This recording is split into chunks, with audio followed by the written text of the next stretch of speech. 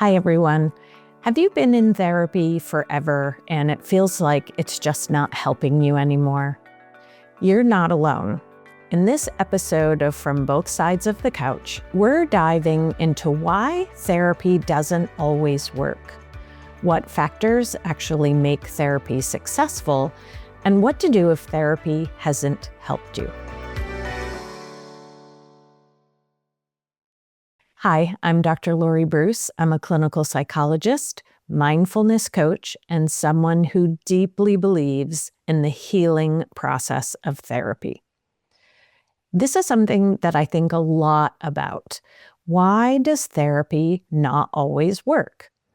And I think about this both as a psychologist as well as someone who has spent many, many hours in my own therapy over the years. I have personally seen therapy change lives, including my own. But I've also seen people feel very disappointed and frustrated and even more hopeless after giving therapy a try. And that's not because they were broken or because their therapist was bad or their therapist didn't care. It's because therapy, like anything else, is not a one-size-fits-all. So in this episode, I want to talk honestly about when therapy does not help, why that even happens, and what else can you do to support your healing and growth if traditional talk therapy has not worked for you. Let's start with this. Therapy can be incredibly powerful.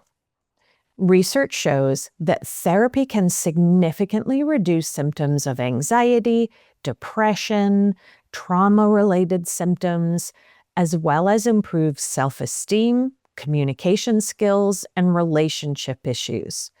But it's also not magic. It requires a specific combination of timing, willingness, goodness of fit, as well as internal readiness. Believe it or not, there's actually quite a lot of research on this very question: what makes therapy successful? Today, we're going to see what the research says on this topic, and you can see if it fits your own personal experience. Let's first look at 3 patient factors that research shows make therapy more likely to work.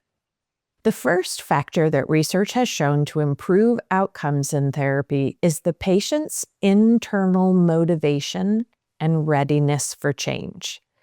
This is a really big one. Studies show that people who are actively engaged and motivated tend to benefit most from therapy. Let's face it, change is uncomfortable. It requires honesty, vulnerability, effort. If you're not ready, or you don't yet see a strong enough reason to change, therapy can feel almost like you're that hamster on the wheel, just going round and round, but not really getting anywhere. Researchers Prochaska and DiClemente were early pioneers in the study of readiness for change. They came up with a model for change, which can be applied to any behavior. It could be applied to readiness to quit smoking or quit drinking, but it can also just be applied in general, as in how ready are you for making mental changes or mindset shifts, which is really what therapy is at its core. Prochaska and DiClemente shared that there are 5 stages of change. There's pre-contemplation, contemplation, preparation, action, and maintenance. They've also talked about a 6th stage of relapse, but today we're not going to focus on that. As I describe each of these stages, think about an issue in your own life that you have thought about changing. Maybe it's your eating or your exercise habits. Maybe it's quitting an addiction to smoking or alcohol. Just think for a moment about anything in your life that you would like to change and see if you can identify what stage you are currently in. The first stage is called pre-contemplation, and that's really when we are not motivated to change at all. In this stage, we don't even really recognize yet that the behavior is a problem. So, as you can imagine, people don't often come to treatment when they're in this stage unless someone else, like a parent or a spouse, is forcing them to come into treatment. The next stage is contemplation. In this stage, you're just sort of considering it now, maybe weighing the pros and cons of change. You aren't for sure ready to make a change, but you're starting to see that there might be some benefit to it. The third stage is preparation. In this stage, we recognize we need to change, and we're beginning to make some plans to change. In this stage, maybe you will call and make an appointment with a therapist. Or if you're trying to quit a habit like nicotine, you make a plan to give to your friend all of your cigarettes or your pens. The next stage is called the action stage. And in this stage, you are actively engaging in behavior change. You show up to therapy, you're listening, maybe even taking notes and completing homework assignments. If you're quitting smoking, for example, you've gotten rid of all of your cigarettes. Maybe you've bought some mints and gum for when your cravings really hit. And you're engaging actively in trying to eliminate this behavior. The last stage is maintenance, where we feel more solid in our new behavior. Now the goal is just not to relapse into old behaviors. So in the maintenance stage of the quitting smoking analogy, you have quit. You're maybe counting each day that it's been that you've been nicotine-free. And your entire goal now is remaining nicotine-free and figuring out, if I do relapse, how can I get back into abstinence? One of the things to notice about these stages of change is that they're not linear. So one can be in the active stage, but then relapse and go all the way back to pre-contemplation, where they've convinced themselves through denial that this really isn't a problem.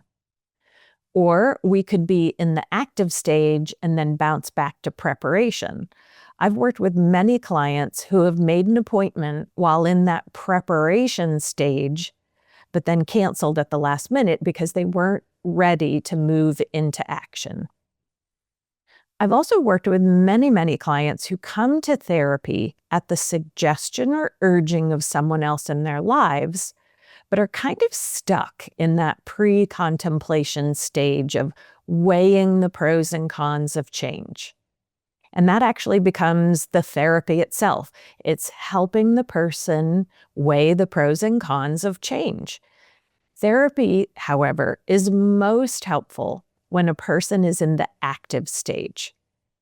When a person knows that they need to change, they're willing to change, and is internally motivated, meaning they're doing it for their own good, not because someone else wants them to. Therapy then is going to have the greatest chance of success. Therapy, of course, can be helpful at almost all stages of change, but it will be most helpful for the person who is in that active stage. So take a moment to think about your own motivation for change, if there's a behavior that you're wanting to change in your life. What stage do you think you're in? And do you think you're in that active stage where you're internally motivated to make that change? If not, what might you be able to do to help gently prompt you into that active stage? The second factor which research shows will make therapy more successful is called the therapeutic alliance. The relationship you have with your therapist is one of the strongest predictors of success. In fact, the strength of the therapeutic alliance is more predictive of success than the specific method that the therapist uses. And to me, this is just so interesting because we're always talking about, hey, I need a therapist who does EMDR, or I need a therapist who does somatic awareness work, or DBT or RODBT. But the research shows actually what we really should be saying is, I need a therapist who I can know, like, and trust. Because if you feel seen, if you feel safe, if you feel understood, you are much more likely to grow. However, if the relationship feels cold or misattuned, or you feel judged, or you really just don't like their personality, you're not going to get very far. So, how do you get to know, like, and trust your therapist? Honestly, a lot of this is trial and error. A therapy relationship is just like any other relationship in your life. We can kind of tell pretty early on if this is a person that we're going to like and feel comfortable with or not. For example, I am very direct with my clients. It's probably loosely based on the fact that I grew up in New England, and many New Englanders are just more direct than, say, the average Midwesterner.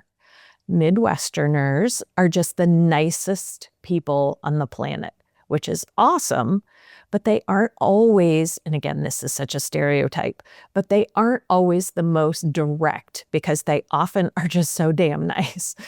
So if you really don't like my direct nature, then you are not going to like working with me. Plus, I have a tendency to swear a lot. I just do. I try very hard to rein it in, but honestly, sometimes I'm just not successful.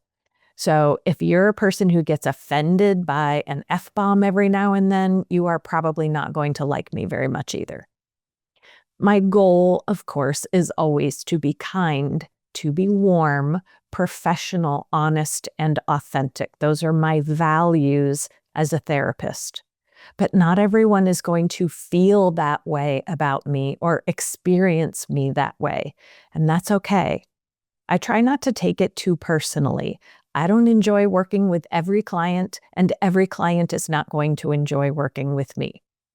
However, the only way you will know if you will like or trust your therapist is through time.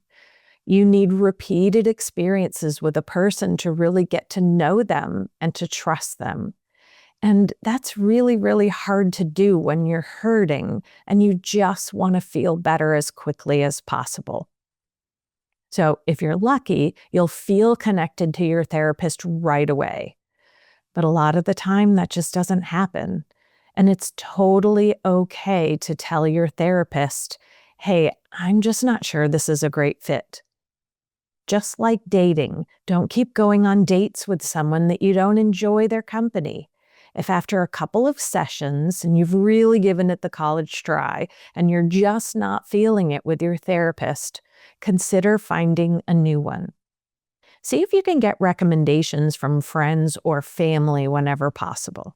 The third factor for successful therapy is a personal belief in the process of therapy. If you fundamentally don't believe that therapy is going to help, that skepticism can become a self-fulfilling prophecy. If a therapist, for example, gives you homework or a suggestion and you assume that that's not going to work and therefore you don't even try it, you will for sure never change. Belief matters. It impacts how much effort you put in, how you show up, how you interpret your experiences. Know that we have decades and decades of research that show that therapy can work, sometimes just as effectively or even more effectively than medications. It's not a cure-all, it's not a magic bullet, but with time, energy, and effort, therapy absolutely can be life-changing. Now let's shift gears a bit and look at 3 common reasons why therapy does not work. This is not an exhaustive list, just 3 factors that I notice. The first one ties into the stages of change we talked about before. If you are forced to go to therapy by someone else, chances are good it's not going to be that helpful. Whether it's your partner, your parent, a court, or a job requirement, if you're in therapy because someone else told you to go, you are much less likely to benefit.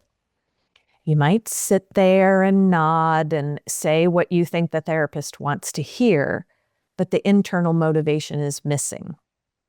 I'll have sessions with patients that on the surface seem fine and normal, but my therapist intuition is telling me something is off here. I can tell this person is just bullshitting me and they aren't really here for change. Sometimes it takes a few sessions to get the truth out, but eventually it always comes out. And a lot of the time it's something like, my psychiatrist said she won't give me my meds if I don't go to therapy. And that one to me is so particularly annoying. I understand and appreciate the psychiatrist's viewpoint. However, honestly, this just rarely works. You can tell that the client is just sort of waiting out the hour. And frankly, that's just a waste of both of our times. I have shows to watch on Netflix. I don't have time for that. And you just wasted your copay.